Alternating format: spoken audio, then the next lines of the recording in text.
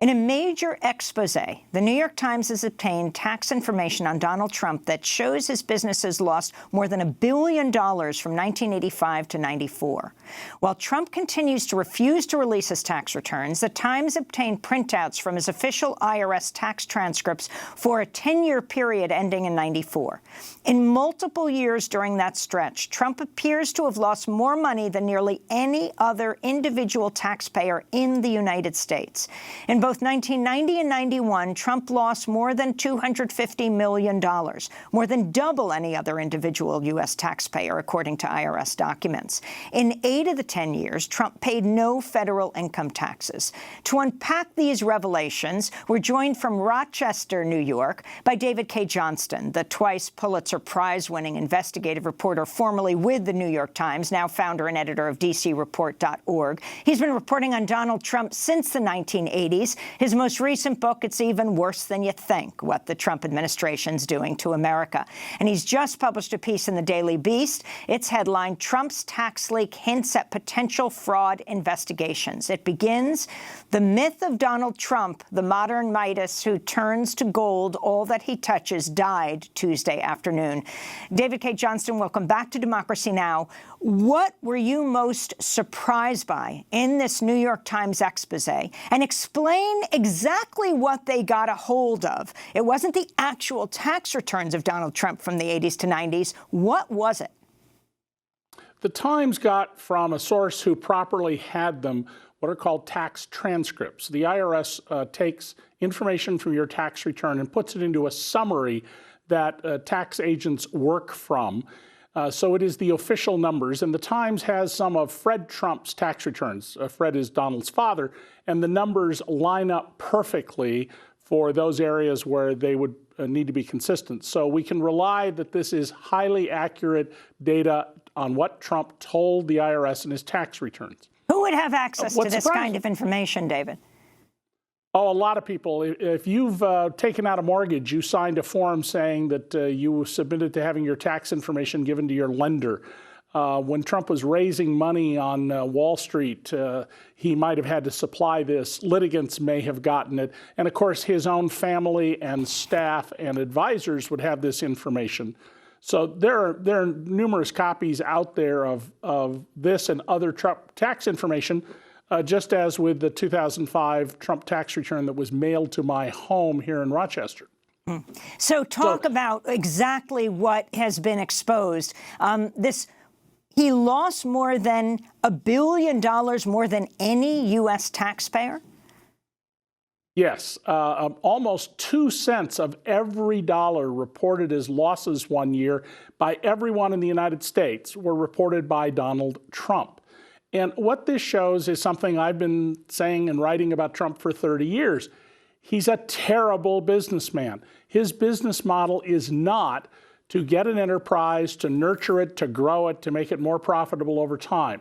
His business model is the same as a mob bust-out. Get your hands on an enterprise, squeeze all the cash out of it, don't pay your vendors, try to cheat as best you can your employees, don't pay the bankers. And Trump once said, I borrowed money knowing I wouldn't pay it back, and then leave the carcass and go on to the next deal. That's why the art of the deal is so significant in all of this, because Trump's business model is to rip off one person after another who gets involved with him thinking he will make them wealthy while he is destroying their wealth. Donald is, after Bernie Madoff, arguably the greatest wealth destroyer in American history.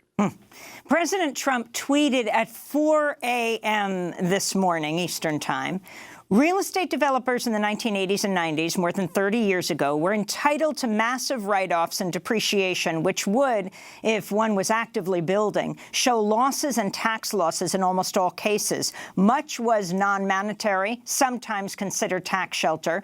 You would get it by building or even buying. You always wanted to show losses for tax purposes. Almost all real estate developers did, and often renegotiate with banks. It was sport. Additionally, the very old information put out is a highly inaccurate fake news hit job, ! Trump tweeted 4 this morning. Your response, David Cay Johnston.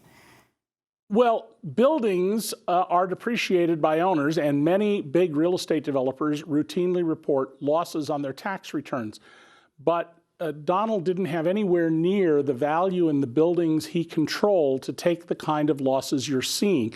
And he doesn't mention things like he bought the old Eastern Airlines shuttle with its broken down, aging, gas-guzzling jets and lost $7 million a month, and did numerous other business deals where he just lost money left and right. So he's taken a little element of truth. If you're a major real estate family, you probably don't pay income taxes, and tried to make that cover all this other stuff in terms of losses that are way out of proportion. But more importantly, you know, Donald Trump held himself out as this great deal maker, this genius businessman. He pushed himself into the front of the pantheon of the economic heroes who were lionized in the 80s for making money without any regard to how they made it, when he didn't belong in their league at all. To those of us who've been covering him closely and not buying at the surface what he says, but checking the facts, the broad story here isn't true.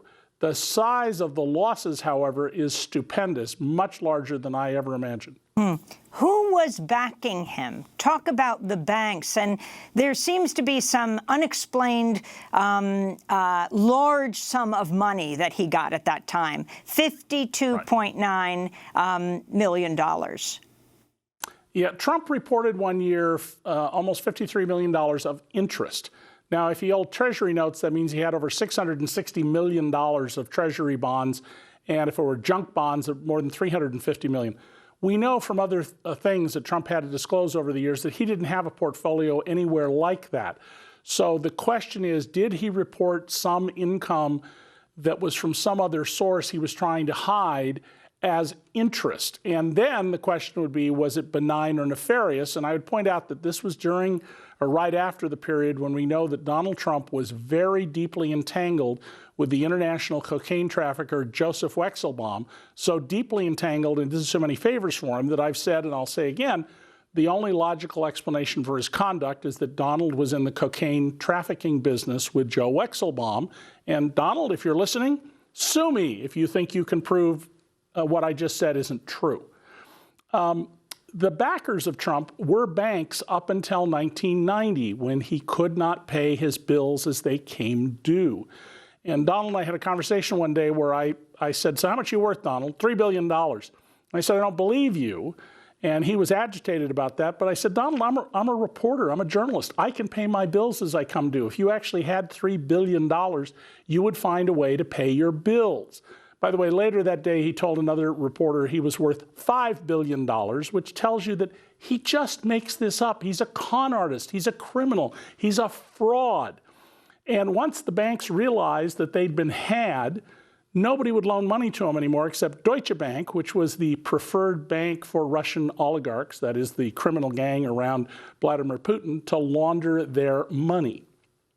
So you have written that Congress should investigate fully what we know Trump was, that Trump was faking his wealth and may have been vulnerable to foreign espionage. You also say the new reporting by the Times also hints at what may be more Trump tax fraud, on which there is no statute of limitations when it is criminal rather than civil.